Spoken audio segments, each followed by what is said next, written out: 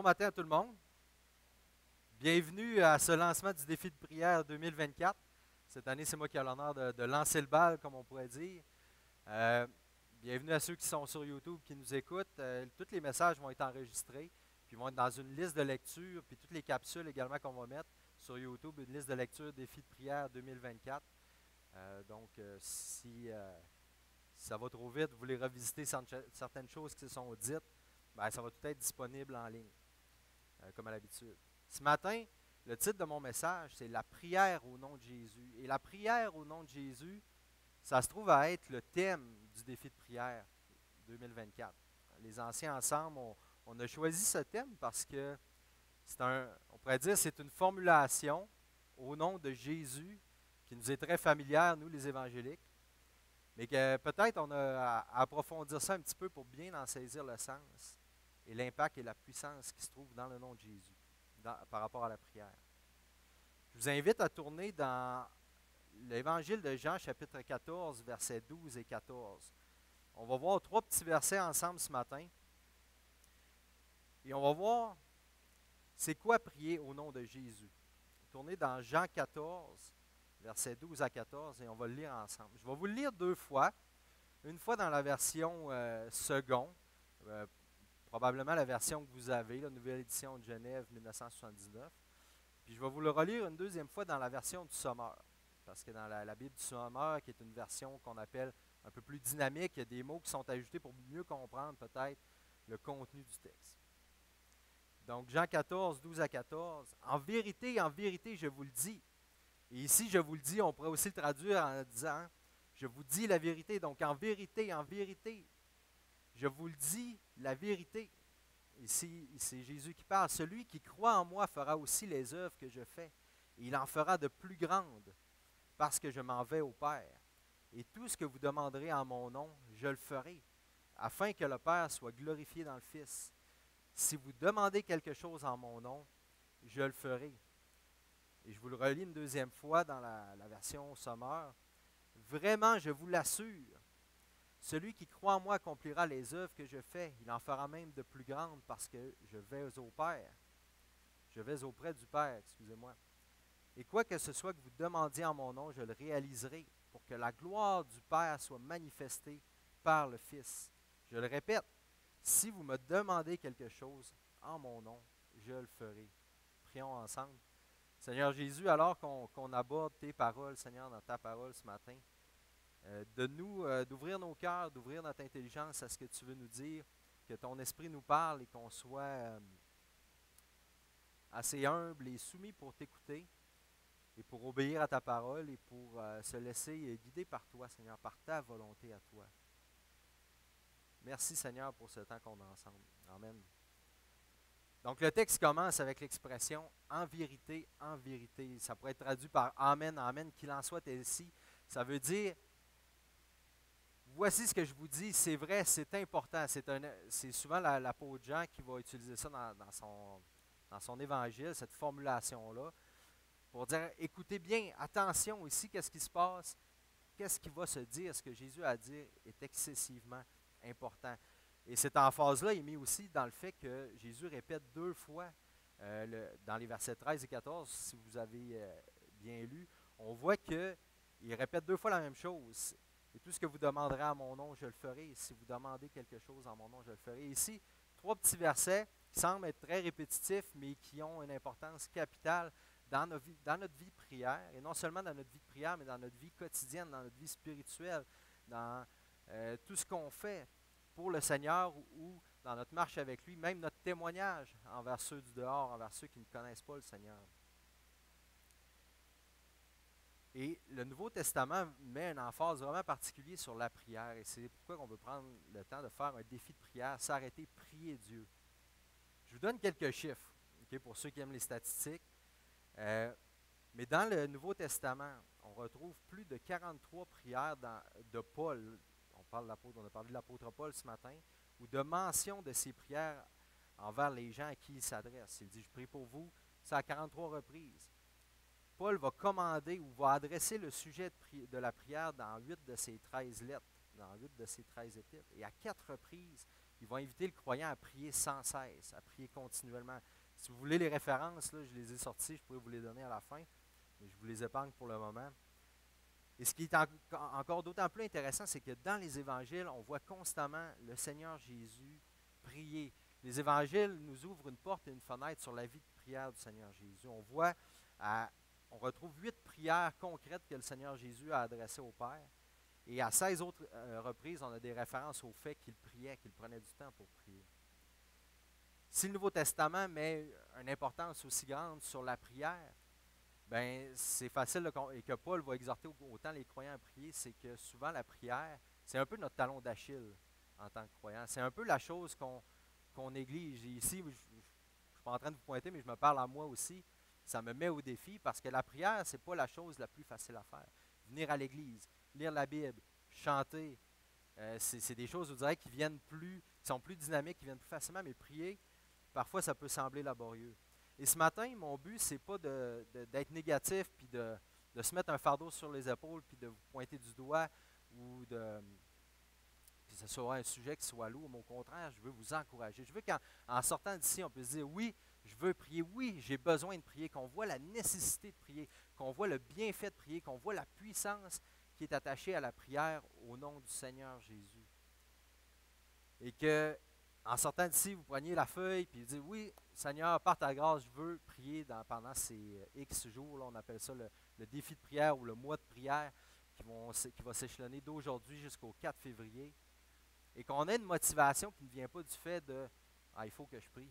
Mais non, j'ai besoin de prier, je veux prier. Autant que j'ai besoin de manger le matin, autant que j'ai besoin de lire ma Bible, je veux passer du temps à parler avec mon Dieu. Et ce matin, ce que je veux faire avec les versets 12 à 14 de Jean 14, c'est de voir ensemble c'est quoi réellement la prière au nom de Jésus qui nous est rapportée dans les versets 13 et 14.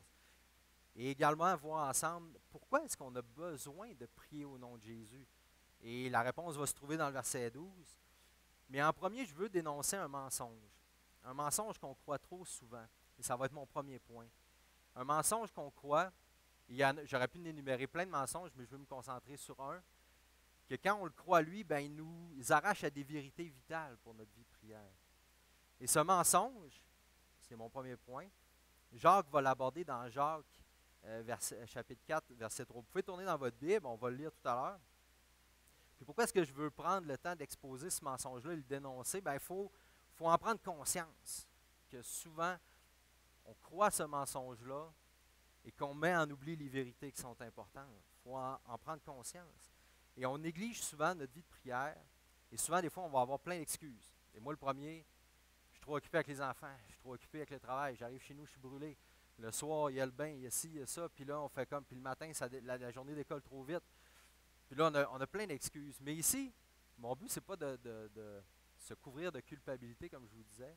Parce que les excuses, ça, c'est juste, on pourrait dire, la surface. C'est le symptôme du vrai problème, qui est qu'on croit un mensonge par rapport à la prière. Et le vrai mensonge, le vrai problème, c'est qu'on demande mal. Quand on prie, on associe la prière à cette liste d'épicerie qu'on adresse à Dieu. Si je veux vous donner un équivalent un peu plus, on pourrait dire terre à terre, c'est comme la petite lettre qu'on envoie au Père Noël, là, H-O-H-O-H-O. C'est comme on fait la liste de tout ce qu'on veut, tout ce qu'on désire. Mais qu'est-ce qui arrive souvent avec ça? Ben, en fait, la liste du Père Noël, elle ne se rend même pas au Père Noël. Le Père Noël n'existe pas.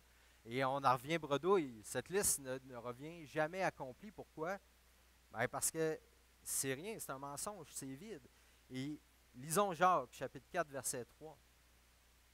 Vous demandez, vous ne recevez pas parce que vous demandez mal, dans le but de satisfaire vos passions, vos désirs, vos convoitises. Et nos passions, ce n'est pas nécessairement des choses qui sont péchées tout le temps. Nos désirs ne sont pas nécessairement mal ou péchés tout le temps. Mais souvent, on demande dans notre propre intérêt. Et ce mensonge qu'on finit par croire, c'est que ben justement la prière, c'est un outil pour répondre à mes désirs, à mes demandes, à mes passions, à ma volonté. Mais qu'est-ce qui arrive? Qu'est-ce qui arrive? C'est quoi l'effet pervers de croire ce mensonge-là? Eh bien, c'est que le résultat, comme j'ai dit tout à l'heure, c'est qu'on reste bredouille. Il n'y a pas de réponse. Jacques dit, vous ne recevez pas parce que vous demandez mal. Et non pas qu'il y ait une bonne manière de demander à Dieu pour débarrer la voûte céleste pour qu'il nous accorde tout ce qu'on veut et tous nos désirs.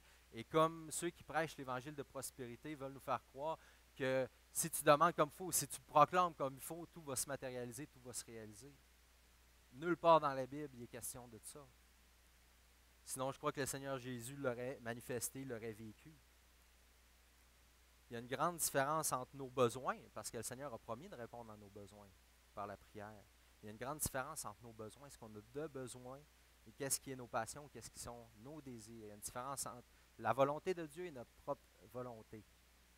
Et ce qui arrive si on ne s'ouvre pas les yeux et qu'on ne voit pas ce mensonge-là et qu'on n'y renonce pas et qu'on ne considère pas la prière pour ce qu'elle est, bien, c'est qu'on va être déçu.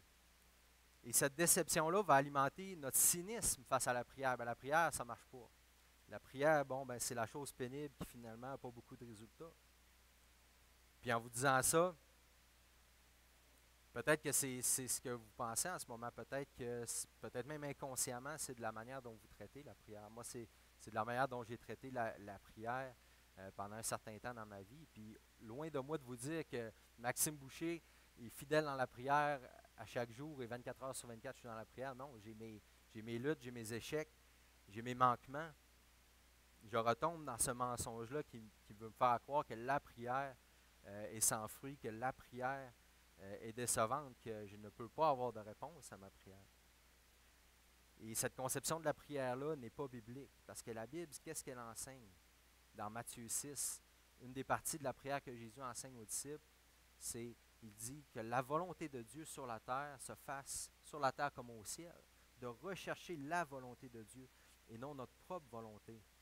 Et Jésus lui-même, dans le jardin de Gethsémanée, avec la croix qui s'en venait, avec la mort qui s'en venait, avec la séparation du Père qui s'en venait, va dire, Seigneur, si c'est possible que cette coupe-là s'éloigne de moi, s'il y a une façon que ce soit possible que j'échappe à la mort, fais-le. Puis qu'est-ce que Jésus va dire? Toutefois, dans Luc 22, 42, que ce ne soit pas ma volonté qui se fasse, mais la tienne. Et c'est Jésus qui prie son Père. C'est Jésus qui est Dieu lui-même. Et Jésus se soumet entièrement à la volonté de son Père. Et ce qui est intéressant, c'est que la parole nous appelle à faire de l'Éternel nos délices. Et c'est intéressant ce concept-là. Et si tu fais de l'Éternel des délices, et le passage dit, et il te donnera ce que ton cœur désire. Mais si c'est l'Éternel tes délices, si c'est la gloire de Dieu ta principale préoccupation, ben qu'est-ce que ton cœur va désirer? Tu vas désirer ce que Dieu désire, tu vas désirer connaître Dieu, tu vas désirer la personne même de Dieu, de Jésus, tu vas désirer être en relation avec lui. Et Dieu, sans équivoque, va répondre à ça. Dieu va se donner à toi. Donc le mensonge, c'est de croire que la prière, c'est, on pourrait dire, cette récitation de notre liste d'épicerie ou de faire fléchir Dieu pour toutes nos demandes. Mais la vérité, c'est que la prière, ce n'est pas à propos de ce que nous voulons, mais c'est à propos de ce que Dieu veut. La prière, ce n'est pas à propos de ce que je veux, mais c'est à propos de ce que Dieu veut. Quand je focus sur ce que je veux, bien voici les vérités que je m'en oublie. On a parlé du mensonge, mais voici les vérités qui sont grandes, qui sont bonnes de se rappeler. Toutes ces promesses ce matin qu'on a entendues. Mais également, quand je crois ce mensonge-là, voici les vérités que je m'en oublie. Je m'en oublie que je suis en mission et que je suis co-ouvrier avec Jésus. Que ce n'est pas à propos de moi, c'est que j'ai un maître qui m'a racheté. Et nous sommes en mission ensemble. Je suis en mission avec lui pour la gloire du Père, pour le salut des âmes. Et que je relève de lui parce qu'il est mon chef, il est la tête de l'Église, il est mon maître. Donc, sa volonté est importante, donc sa volonté importe. Quand je crois que la prière, quand je crois au mensonge, que la prière est on pourrait dire, à propos de moi, à propos de ce que je veux, j'oublie que la puissance et l'autorité ne résident pas en moi, mais qu'elle est en Jésus qui est à la droite du Père et qui lui seul a toute autorité et toute puissance. Donc j'ai besoin de lui, j'ai besoin de dépendre de lui et je dépends de lui. Qu'est-ce que moi je peux faire? Qu'est-ce que moi je peux changer dans les circonstances de ma vie? Il y a des choses sur lesquelles on a une influence, mais souvent quand on rentre dans la prière, c'est parce qu'il y a beaucoup de choses qui nous échappent, qui sont hors de notre contrôle. Mais encore là, faut-il toujours se rappeler que je dépends de Dieu, que c'est lui qui a la puissance, ce n'est pas moi qui ai la puissance, c'est son esprit en moi qui est puissant. et non moi-même. Quand je crois que la prière est ce médium pour m'acquérir tout ce que je veux, ben j'oublie que je ne suis pas le centre de l'univers. Je ne suis pas le centre de l'univers. Je ne suis pas le centre de la parole de Dieu. L'œuvre de Christ à la croix est le centre de ce que Dieu voulait faire, mais pour se glorifier, pour acheter des âmes, pour célébrer la gloire de son nom. Je ne suis pas le centre. Dieu est le centre. Dieu, à lui est toute la gloire. Donc, mon objectif principal devrait être la gloire de Dieu et non ma propre gloire, devrait être les intérêts de Dieu le Père et non mes intérêts à moi. Et c'est dur c'est quand même des vérités qui sont puissantes, qui sont rafraîchissantes, mais quand même dur à se rappeler, à vivre. Pourquoi? Parce qu'on a notre nature charnelle et pécheresse qui est orgueilleuse et qui veut être maître et qui veut être roi ou reine sur nos vies. Le péché, c'est de détrôner Dieu puis de dire, Dieu, tu ne sais pas comment ça marche, je vais prendre la place, je vais décider, je vais être Dieu. C'est ça le péché. Et de combattre cette nature-là par l'esprit, ce n'est pas toujours facile. Mais dans la prière, c'est ce que Dieu veut nous amener à faire. C'est ce qui, en priant en son nom, ce qu'on va découvrir ce matin. Donc, la prière n'est pas à propos de ce que je veux, mais de ce que Dieu veut. Et c'est important de se rappeler ça, parce que ça va ramener une fraîcheur dans la prière également. Parce que ça vous enlève le fardeau de dire, ben, si je prie assez, si je prie assez fort, parce que des fois, quand on ne voit pas de réponse, on se dit, je manque-tu de foi? Je suis-tu pas assez bon? Je suis-tu pas assez spirituel parce que Dieu ne répond pas? Jacques, qu'est-ce qu'il nous dit? C'est parce qu'on demande mal. On ne demande pas nécessairement les bonnes choses. Il faut prier au nom de Jésus. Mais pourquoi avons-nous besoin de prier au nom de Jésus? Relisons le verset 12.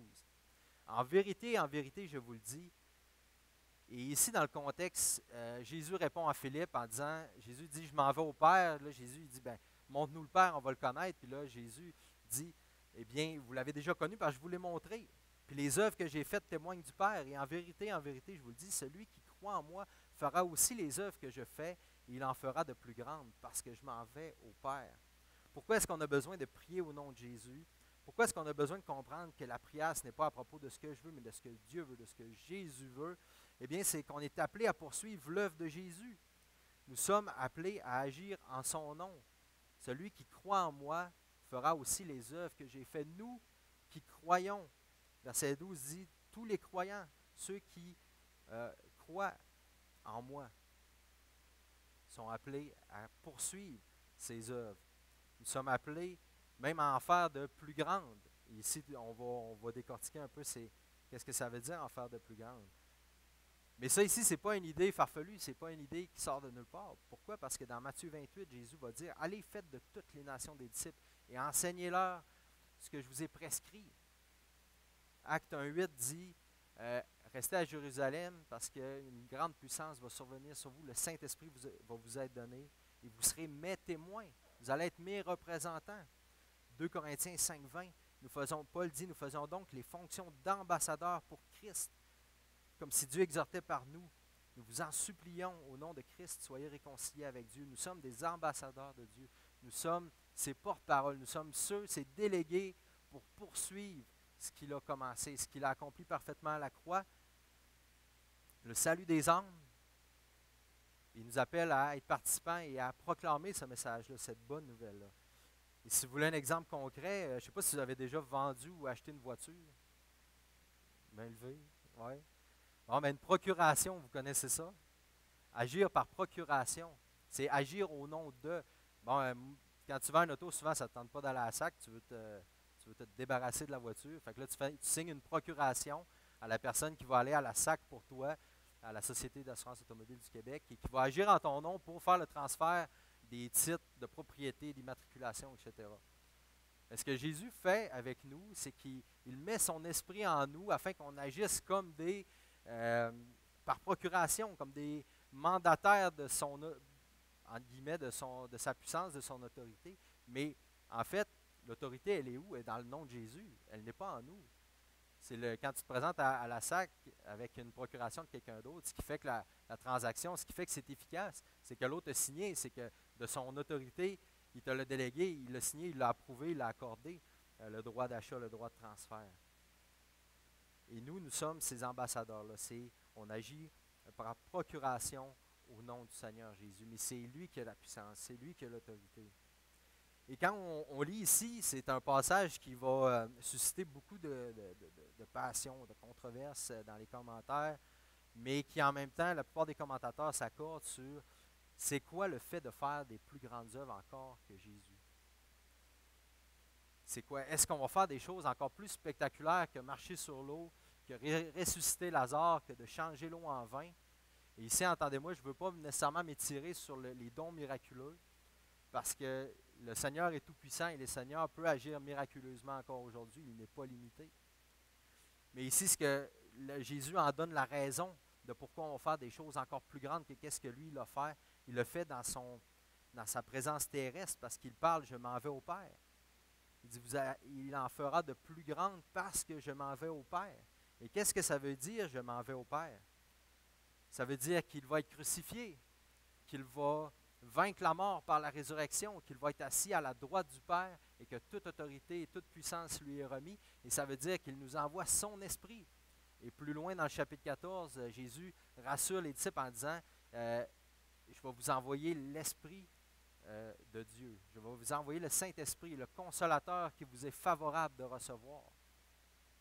Il va vous rappeler tout ce que je vous ai enseigné. Il va vous donner accès à moi, à ma présence, parce que les disciples étaient troublés du fait d'être séparés de Jésus, parce qu'ils voyaient tellement que Jésus faisait de grandes choses.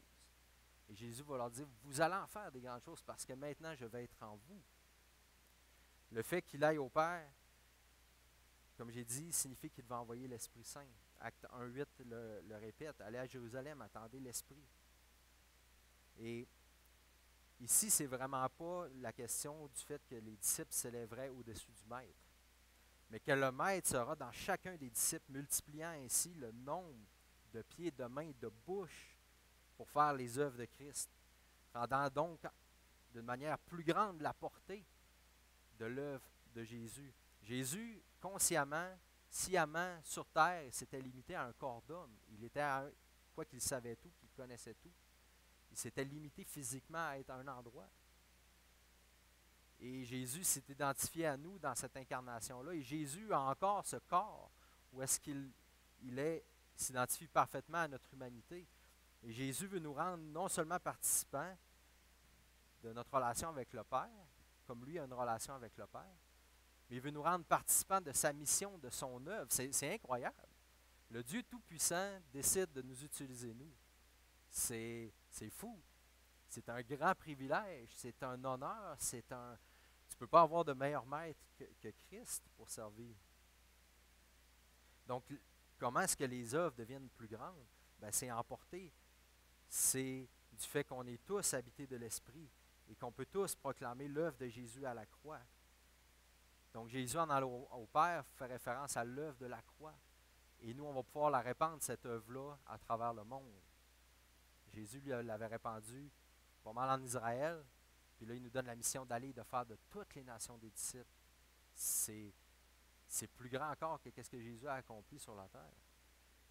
Et si on a le temps un jour, on pourra aborder toute la question des miracles et tout ça. Mais Christ n'est pas limité. Jésus est le même hier, aujourd'hui, éternellement, et c'est lui qui agit. S'il décide, s'il veut faire un miracle aujourd'hui, il peut le faire, selon sa volonté.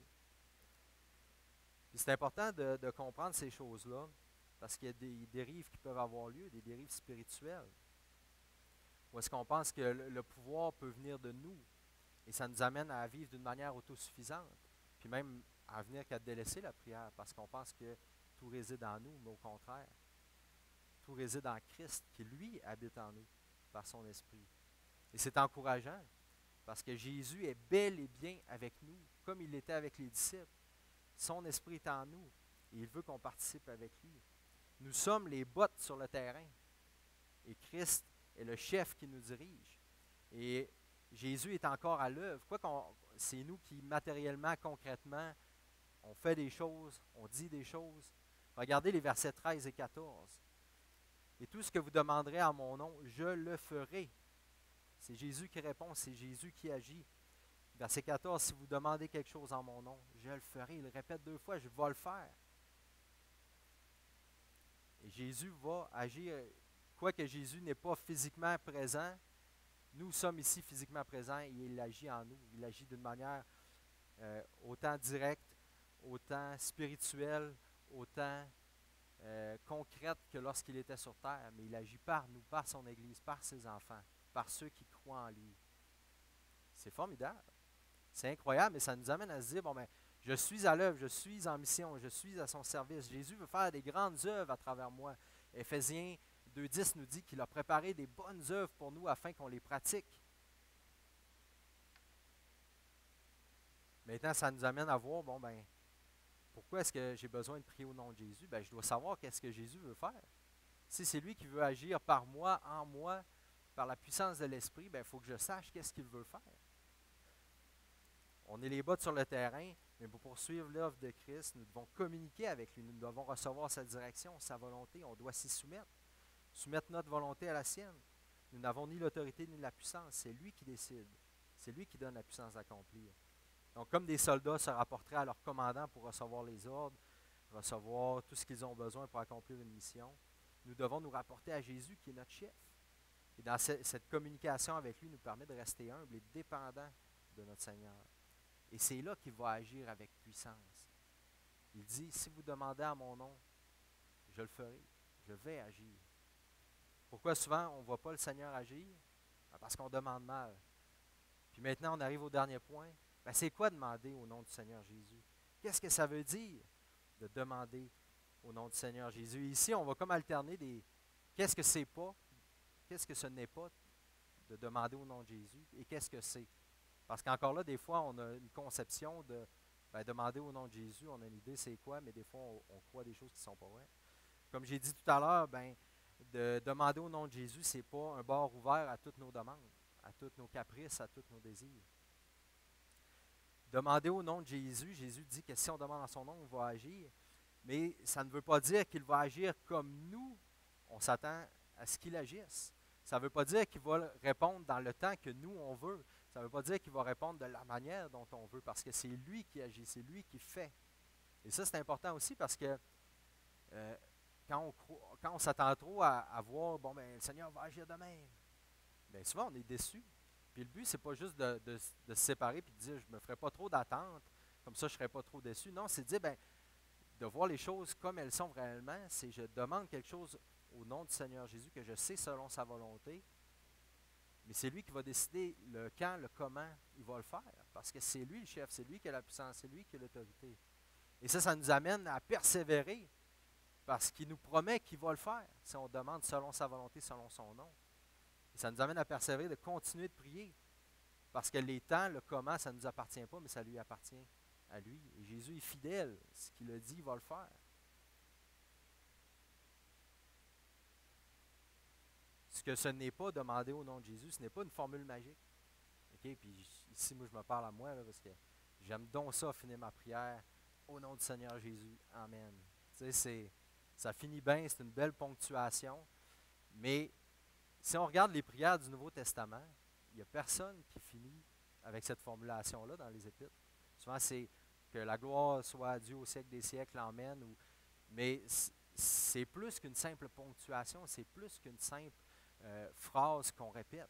Il faut faire attention, frères et sœurs, parce que Jésus lui-même, dans Matthieu 6, nous dit de faire attention aux choses qu'on dit qui sont vides de sens, qui ne font pas de sens. Parce que si on prie, puis on dit, Seigneur, en ton nom, je t'ai prié, mais que le contenu de notre prière n'est pas réellement au nom du Seigneur Jésus, c'est un non-sens. C'est comment je pourrais dire, c'est se tirer dans le pied, si on pourrait dire. Donc, c'est pas une formule magique. C'est pas que parce qu'on a dit ça à la fin de notre prière que ça rend notre prière plus valide ou que notre prière va se rendre plus haut à Dieu. Dieu nous entend toujours.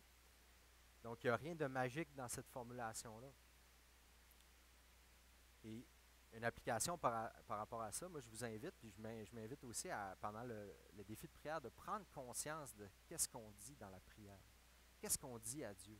Ça fait-tu du sens? On parle à Dieu, là, on ne le voit pas, mais en fait, on y parle comme on parlerait à quelqu'un. Imaginez-vous des fois, écoutez votre prière, puis, tu sais, mettons, j'aurais dit ça à Samy, là. Ça fait-tu du sens? Je suis vraiment en train de communiquer avec Dieu, de parler avec Dieu?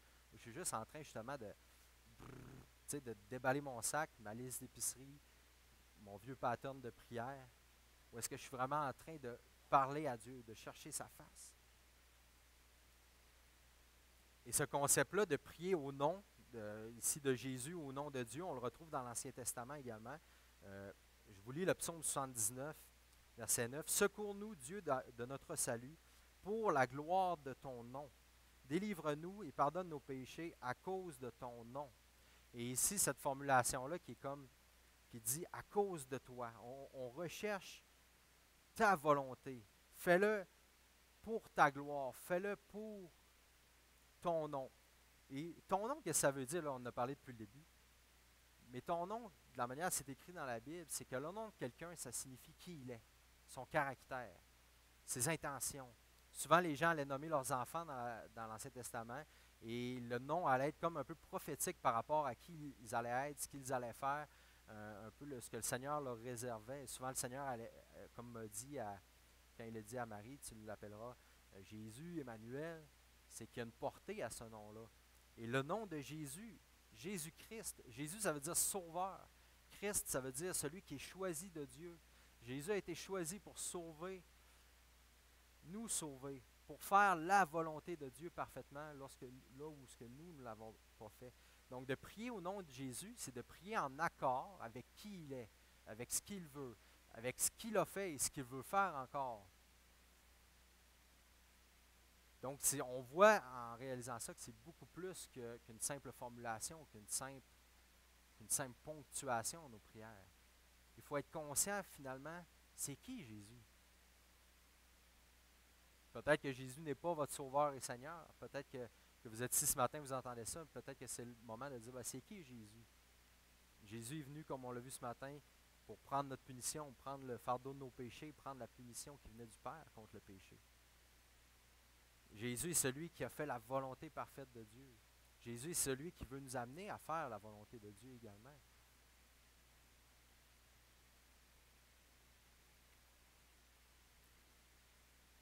Donc, quand on prie au nom de Jésus, c'est important d'être conscient de ces choses-là. Et comment est-ce qu'on peut savoir la volonté de Jésus? Comment est-ce qu'on peut apprendre à le connaître?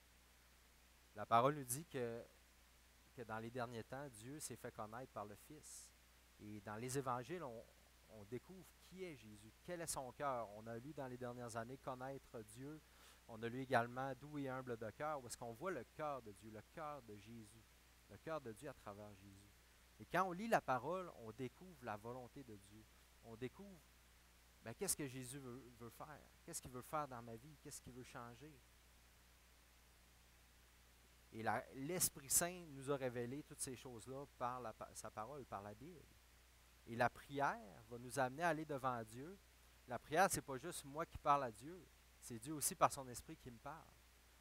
Et là, je suis là, Seigneur, des fois c'est quasiment un combat la prière. Seigneur, je veux ça ou je t'apporte ça, là, puis là, c'est une rencontre entre mon cœur et le cœur de Dieu.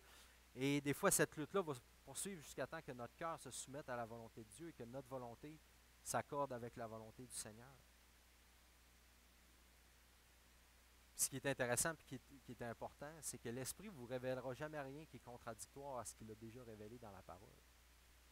Puis ça, des fois, dans la prière, peut-être que des gens peuvent vous dire, mais Dieu me dit ça. Ouais, mais qu'est-ce que la Bible dit? Qu'est-ce que l'Esprit a déjà révélé clairement par le Fils? Puis parce que les témoins du Fils sont rapportés dans les Épîtres, dans les lettres du Nouveau Testament. Et c'est important que ça soit toujours notre point de repère pour découvrir qui est le Fils. Puis quand on comprend qui est Jésus, on voit qu'il a à cœur le salut des âmes. On voit qu'il veut prendre soin des affligés. On voit qu'il veut faire du bien aux malades. On voit qu'il veut prendre soin des pauvres. Il veut prendre soin de la veuve et de l'orphelin. Il cherche notre sanctification. Il cherche notre repentance. C'est ça la volonté du Seigneur. C'est ça qu'il veut. Il veut que les gens le connaissent, viennent à lui, se repentent de leurs péchés. Il veut qu'on puisse proclamer sa vérité et son amour. Alors quand on prie en son nom, il veut qu'on lui apporte ces sujets qui vont dans le sens de sa volonté. Prier au nom de Jésus vise la gloire du Père. Regardez le verset 13. « Et tout ce que vous demanderez en mon nom, je le ferai, afin que le Père soit glorifié dans le Fils. » Comme j'ai dit tout à l'heure, la prière, ce n'est pas à propos de ce que nous on veut, mais de ce que Dieu veut. Et ce que Jésus voulait le plus ardemment dans sa vie, c'était faire la volonté de son Père pour glorifier le Père. Et quand on lit sa prière de Jean 17, on voit à quel point il veut que nous aussi, on soit un avec lui, que nous aussi, on puisse œuvrer et qu'on voit la gloire du Père et qu'on puisse être participant à cette gloire-là. Romain nous dit qu'on était privé de la gloire de Dieu à cause de nos péchés. Et que maintenant que nos péchés sont pardonnés, on a accès à cette gloire-là. Dieu nous bénit de toute bénédiction spirituelle. Et imaginez-vous le moment où est-ce qu'on va rentrer dans la gloire complète de Dieu, où est-ce qu'on va le voir de nos yeux. On lit les textes de l'Apocalypse, de Zacharie, Ézéchiel, puis on peine à s'imaginer la beauté, la splendeur, la gloire qu'il va avoir auprès de Dieu. Des fois, si on pouvait juste voir le ciel un petit peu, peut-être que ça remplirait nos cœurs d'un nouveau zèle, d'un nouveau dynamisme. Puis, ce que je veux dire par là, c'est que dans notre prière, il faut vouloir la gloire de Dieu. Dans nos vies, il faut vouloir la gloire de Dieu. On a été rachetés pour célébrer sa gloire. Et ce n'est pas quelque chose de plate comme un clown qui fait des stepettes devant un roi, puis pour le divertir. Non, parce que Dieu est un maître qui est bon, qui nous veut nous, qui veut nous avoir nous en relation avec lui, qui veut faire quelque chose de grandiose, qui est réconcilier l'humanité avec lui-même, pour goûter une création parfaite avec lui pour l'éternité. Ça va être bon. On ne sera pas assis sur un nuage à flotter et à jouer de la harpe. Si vous aimez jouer de la harpe, vous en jouerez. Mais ça va être grandiose. Ça va être la vie pour laquelle on a été créé en Éden, mais parfaite, sans le péché, sans Satan pour nous tenter. On va vivre glorieusement. Ça dit qu'on va entrer et sortir de la ville, on va régner avec le roi. Il va avoir une occupation, une activité. La Bible n'est pas claire sur tous les détails, mais ça ne sera pas passif. Toutes les bonnes choses qu'on goûte en ce moment sur terre vont être restaurées. On va les vivre parfaitement. Des fois, je dis à la blague à ma femme, j'aimerais ça, faire du bateau. Ben, je dis, j'en ferai dans l'éternité, Mais il y a des bonnes choses qu'on vit en ce moment. Le travail a été maudit par le péché, mais le travail avait été créé par Dieu pour l'homme dans le jardin. Il y a toutes sortes de choses que des fois, nous, on voit négativement ici-bas sur terre, qu'on pense que ça va tout être balayé parce que ça a été corrompu par le péché. Non, il y a plein de bonnes choses que Dieu a créées. Les relations,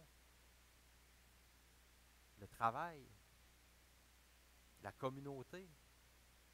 Ça dépasse notre entendement. On fera un autre message là-dessus une autre fois.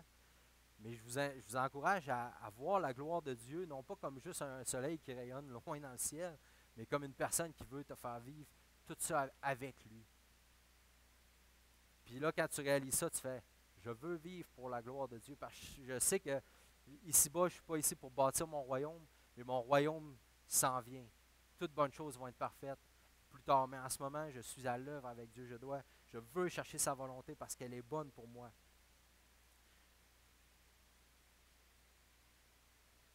Donc, comme j'ai dit tout à l'heure, il y a un aspect dans la souveraineté du Seigneur qui nous échappe dans comment il va répondre, quand il va répondre. Mais une chose qui est sûre, c'est qu'il va toujours répondre, il va toujours agir pour la plus grande gloire de Dieu le Père. Donc, autrement dit, la réponse de Jésus est assurée dans ce qu'il agira assurément pour glorifier le Père et non pour faire notre volonté à nous. Donc ça nous amène à persévérer également parce que Jésus est clair, Jésus le promis, il va agir pour la gloire de Dieu. Il nous invite à prier en son nom, à aligner notre volonté avec sa volonté. Donc en conclusion, en 2024, ça va être une année remplie d'œuvres que Dieu a préparées d'avance pour nous afin qu'on les pratique. Mais il faut aller dans la prière devant lui pour lui demander, c'est quoi ces œuvres-là, Seigneur, que tu as préparées pour nous, pour qu'on les pratique, autant individuellement que collectivement en tant qu'Église. Nous devons prier au nom de Jésus afin qu'il nous guide dans sa volonté, qu'on aligne nos cœurs avec le sien, nos désirs avec les siens. Appliquons-nous dans le défi de prière à prier au nom de Jésus, non pas comme une formule magique, mais vraiment dans le contenu de ce qu'on demande au Seigneur. Explorons la Bible ensemble afin de voir comment Jésus priait, quelle était sa volonté pour ceux qui le suivent et ceux qui l'entourent. Exerçons également notre fonction d'ambassadeur en représentant les intérêts de notre Maître et non les nôtres, afin que la gloire revienne au Père du Seigneur Jésus, à notre Père céleste, et que la gloire lui soit rendue au siècle des siècles. Amen. Et j'aimerais terminer ce temps qu'on puisse prendre Il nous reste comme un 5 minutes à 20 minutes, mais peut-être qu'on prend un 10 minutes pour prendre un temps de prière. Et on va avoir le micro aussi qui va être disponible en arrière, mais qu'on puisse prendre un temps de prière en fonction de ce qui est du thème de ce matin, de prier au nom de Jésus, de demander au Seigneur Jésus de nous guider dans sa volonté pour l'année qui est devant nous. Ensuite, quand on aura fini ce petit temps de prière, je vais avoir une annonce pour vous, puis on va pouvoir se quitter. Mais j'invite les frères